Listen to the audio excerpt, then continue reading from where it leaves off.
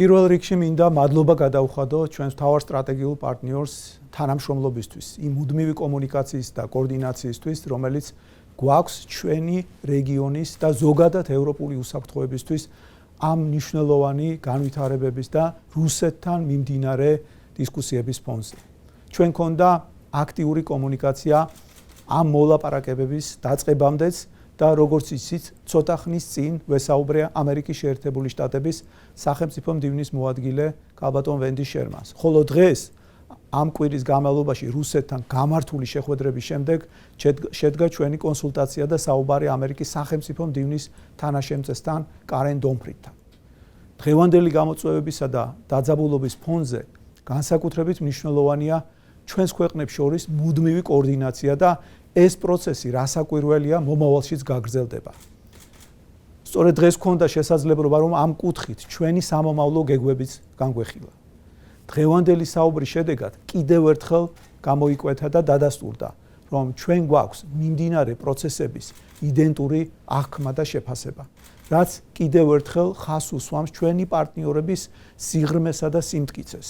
ჩვენი პოზიცია ურყევია, როგორც საქართველოსთვის, ასევე ჩვენი პარტნიორებისთვის სრულიად მიუღებელია რუსეთის მცდელობები ძალის მუქარითა და აგრესიული რიტორიკით მოახდინოს ევროპის გადანაწილება და საკუთარი გავლენის სფეროების ლეგიტიმაცია.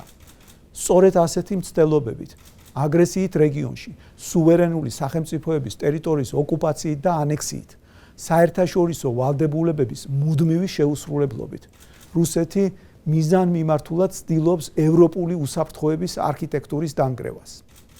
განსაკუთრებით ცინიკურია ის, რომ რუსეთი თავად არის იმ საერთაშორისო შეთანხმებების ხელმომწერი, რომლის თანახმადაც ყველა სუვერენულ ქვეყანას აქვს უფლება განსაზღვროს საკუთარი საგარეო პოლიტიკა და მიიღოს გადაწყვეტილებები უსაფრთხოების ალიანსებთან დაკავშირებით. რუსეთი ითხოვს ეგრეთ წოდებული უსაფრთხოების გარანტიებს მაშინ, როდესაც თავად წლების მანძილზე თავს არიდებს საკუთარი საერთაშორისო ვალდებულებების შესრულებას საქართველოსთან მიმართებით. ჩვენს მიერ ამერიკის შეერთებულ შტატებთან, ასევე ნატოელ მოკავშირეებთან გამართული კონსულტაციების შედეგად იმ ხარდამჭერი გზავნილების ფონზე, რომელსაც ვიღებთ ჩვენი პარტნიორებისგან, როგორც საჯაროდ, ასევე დახურული შეხვედრების ფორმატში, ცხადია, რომ ბუხარესტის სამიტის გადაწყვეტილებების გადახედვა არ მოხდება. საქართველოს ნატოში ინტეგრაციის პროცესი შეუქცევადია. აქვე კიდევ ერთხელ აღვნიშნავ, რომ საქართველო სოლიდარულია უკრაინის. ჩვენ საერთო საფრთხისა და გამოწვევების წინაშე ვდგევართ. 2008 წელს საქართველომ გამოიარა რუსეთის აგრესია და ჩვენი ტერიტორიების ოკუპაცია დღესაც გრძელდება. სოფლიომ ჩვენმა პარტნიორებმა აღარ უნდა დაუშვან ისტორიის გამეორება და ის, რომ უკრაინასთან დაკავშირებული პროცესები კიდევ ერთხელ ამ მიმართულებად წავიდეს, ეს უნდა იყოს შეჩერებული. სწორედ ამიტომ ძალიან ვაფასებთ ჩვენი ამერიკელი პარტნიორების ჩართულობასა და დიპლომატიურ ძალისხმევას, რომელიც სწორედ ამ მიზნისკენაა მიმართული. ჩვენი მტკიცე პარტნიორობა და დღევანდელი გამოწვევების ფონზე ჩვენს ქვეყნებს შორის მიმდინარე კომუნიკაცია და კოორდინაცია კიდევ ერთი ხაზგასმაა, რომ საქართველო რეგიონში ამერიკის ყველაზე ახლო და საიმედო მოკავშირეა და მზად ვართ მომავალში კიდევ უფრო მეტი ინტენსივობით ჩვენს პარტნიორებთან ერთად ვიმუშაოთ რეგიონში უსაფრთხოების გასამტკიცებლად. დიდი მადლობა. It's an honor to welcome Foreign Minister Zaukaliani to the U.S. Embassy this evening. The Foreign Minister and I just finished consultations with Assistant Secretary Karen Donfried in Washington about our efforts to respond to Russia's aggressive actions.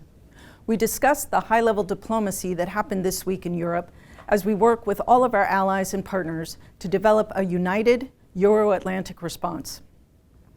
It's important to remember that this is a crisis created by the Kremlin. It's not clear why Russia is trying to destabilize European security. It might be to distract Russians from problems at home or to undermine NATO unity. What is clear is that it is Russia that invaded sovereign nations like Ukraine, Georgia, and Moldova, and Russia that has amassed troops on Ukraine's border in a threatening manner. Russia's actions leave no doubt that the main threat to European security comes from the Kremlin, as it has for much of the past 2 decades. Russia now is trying to reverse 30 years of peace, stability, and economic growth by threat of force. NATO was established 70 years ago as a defensive organization and seeks peace and stability. NATO has offered to sit down with Russia at the NATO-Russia Council for years. That's what it was created for. But Russians refuse to participate. If the Kremlin is serious about talking now, it should take steps to de-escalate the tensions that Russia itself has created. As Secretary Blinken said yesterday, if there's a challenge to European security, it is coming from Russia, not NATO. Russia's rhetoric cannot hide that Russia has invaded its neighbors, independent, sovereign nations, and has troops on territory in Georgia, Ukraine, and Moldova without the consent of those countries. Russia has used chemical weapons against civilians and has targeted and assassinated people throughout Europe. It is Russia that actively spews disinformation and lies to divide, distract, and sow confusion within Europe. Despite Russia's efforts now and over the years, Europe continues to stand united. The United States, NATO, and European leaders affirmed our shared commitment to dialogue and diplomacy and noted that Russia needs to take concrete action to de-escalate tensions if diplomacy is to succeed. As we follow up this week's high-level diplomacy, our actions will be guided by these key principles. Decisions regarding NATO membership are up to each individual applicant country and the 30 NATO allies. No one else has a voice or a veto in those decisions. We will not negotiate about Europe without Europe. We will not negotiate about NATO without NATO. And we will not negotiate about Georgia without Georgia.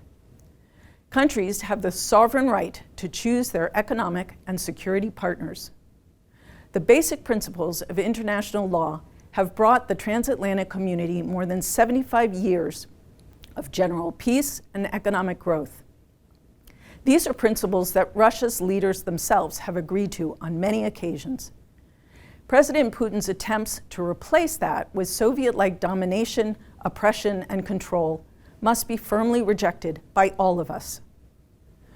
Georgia knows Russia well from your long history of fighting to protect your independence. Georgia is a valued partner of NATO and the United States, and we will continue to work together to respond to this crisis as we build a Europe whole, free, and at peace.